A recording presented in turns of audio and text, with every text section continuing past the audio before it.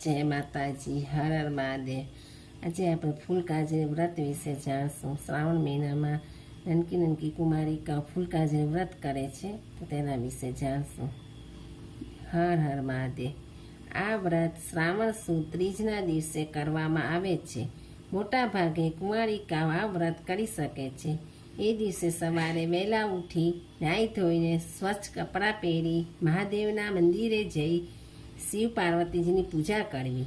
ત્યારબાદ ફરાર કરતાં પહેલાં ફૂલ સૂંઘવું। આખો દિવસ ફૂલ સૂંઘાય તો વધારે સારું।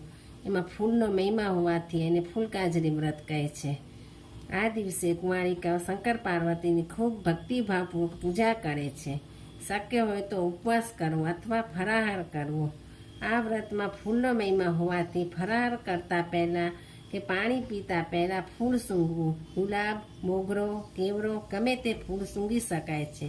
સાંજે ગાયનું પૂજન કરવું તથા રાતના જાગરણ કરી ઈષ્ટદેવની સ્તુતિ ભજનો ગાવા। આ વ્રત જે કોઈ ભક્તિભાવપૂર્વક કરે તેનો સંસાર ફૂલોની માફક મધમાંથી ઉઠે છે અને તેની હરેક મનોકામનાઓ પર ઈશ્વર પાર્વતી રાજી કરે છે, પૂરી કરે છે।